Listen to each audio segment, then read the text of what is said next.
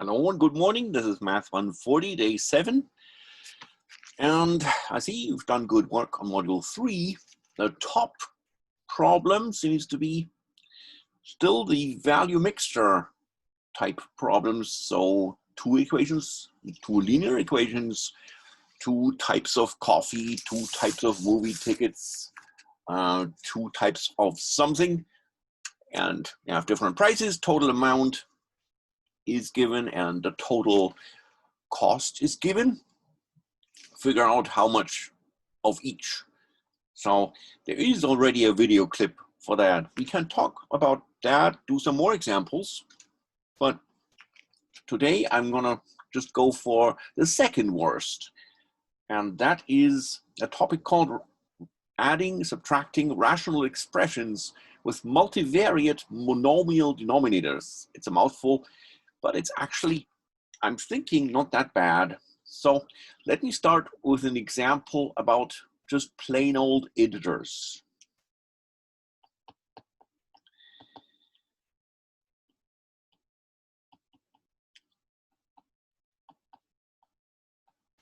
Fractions where everything is integers. So how about 3 divided by 2 to the 4th times 5 times 7 square plus 5 divided by 2 cubed times 7 to the 4th.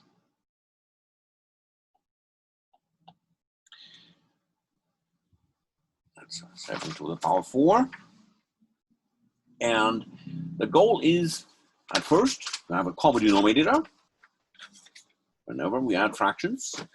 So when they're already in prime factorization, it would be madness to calculate this. 2 to the 4 times 5 times 7 squared. That's some integer we don't really want to know. Keep it as is.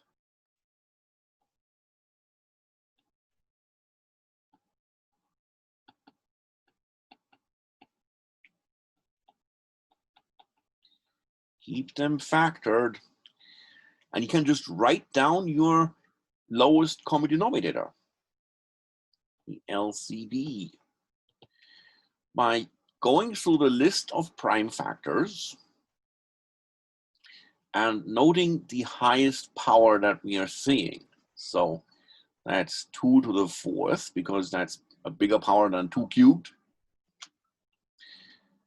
Then do we see a prime factor 3 anywhere? Not in the denominator. So there's no 3 in our lowest common denominator.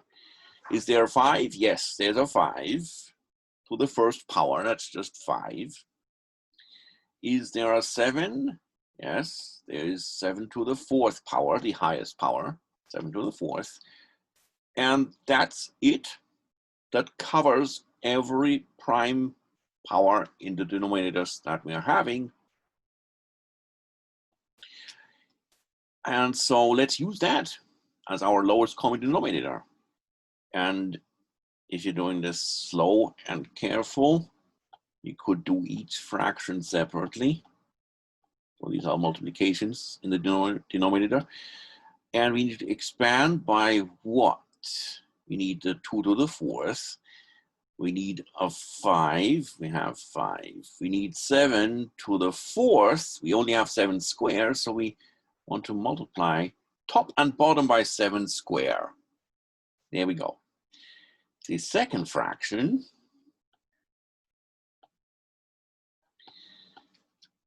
how do we gear this up to get the same denominator?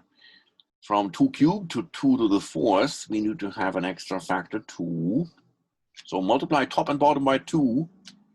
That's how you get from 2 cubed to 2 to the 4th in the denominator. And of course, there's the 2 in the numerator. We need to have a 5. Not the 5 is already there. We need a 5 in the denominator. So we put in an extra 5. And we have 7 to the 4th. We want 7 to the 4th. So that's it. Nothing else needed. Now we have both fractions rewritten so they have the same denominator, and we can just add them, subtract them, whatever we want to. So 1 plus the other one is 3 times 7 squared plus 5 times 2 times 5.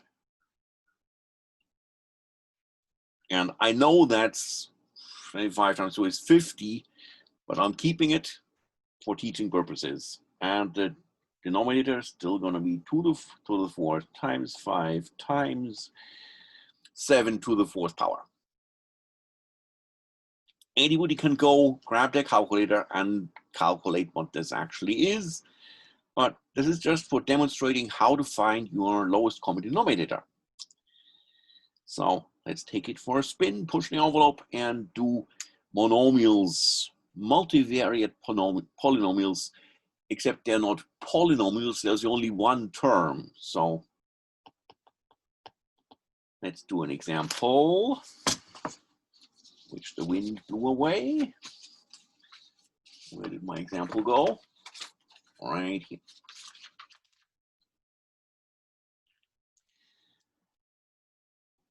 5 a square u square divided by 4dk square minus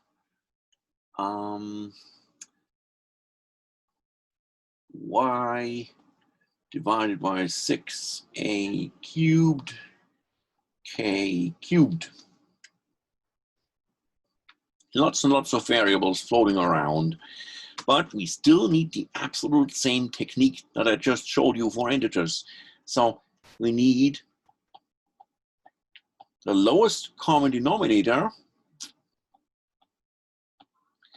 And for that, we're looking at both denominators and their factors. Instead of prime numbers, we now have powers of variables.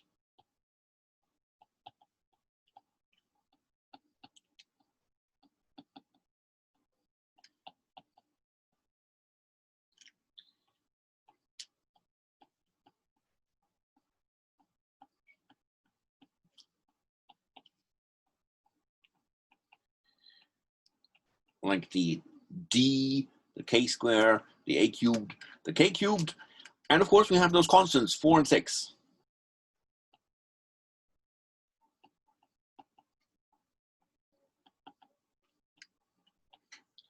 Four and 6. And you treat those just like, I guess, you treat the integers, so you find the lowest common multiple of 4 and 6, which is 12. We could go through the rigmarole with prime factors, but for 4 and 6, we can just eyeball it. So that's a 12.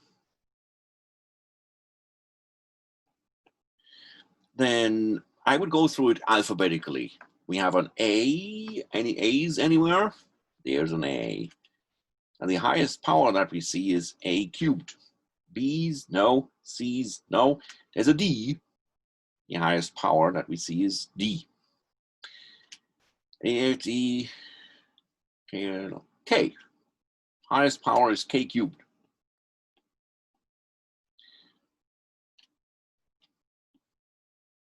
We've taken care of all of them. So that's it. That is our lowest common denominator. And going slow and careful again, the first fraction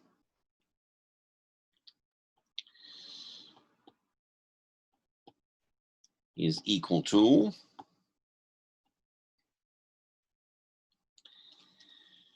I'm going to ramp this up to 12a cubed dk cubed.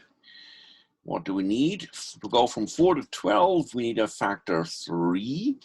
To go from nothing to a cubed, we need a cubed. To go from d to d, we need nothing. And from k squared to k cubed, we need a k. So we multiply top and bottom by that. That's 3a cubed k. And that takes us from the denominator that we had to the lowest common denominator. That's what we need. Now we give y over 6a cubed k cubed the same treatment. We want 12a cubed dk cubed. And from 6 to 12, we need an extra factor of 2. Yeah, there's still that y. Extra factor of 2. A cubed to a cubed, nothing. D, we need a d. Give me a d. And nothing else. I've mentioned this before, that it's good practice to pull all the constant factors out front and join them together. So the 5 and the 3 in my previous line there will be a 15, and the 2 there looks ugly in the middle. That's going to come out front. So the difference, one of them minus the other one, is going to be 15. And then we also see a squared and a cubed. That needs to be combined. That's an a to the 5th. The laws of exponents are saying hi. And in alphabetical order, next thing is a k and then u square. The second fraction, that's just 2dy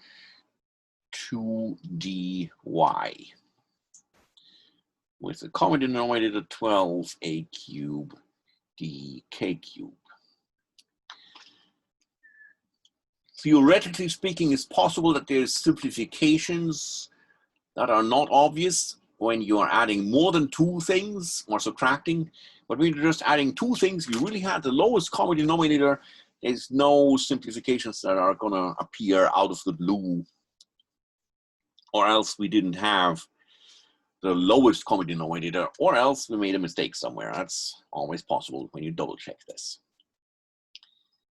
But the key concept is that lowest common denominator, and it's exactly the same technique as with regular old integers.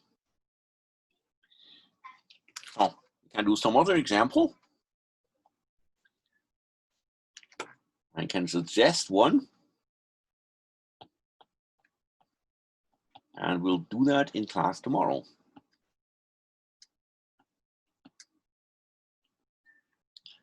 Like 3b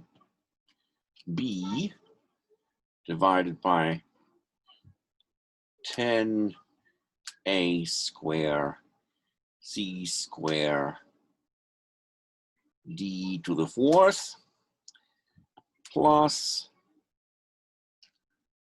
4ac divided by 7a to the, oh, sorry, not a, duh. Get rid of that. 4b to the 4th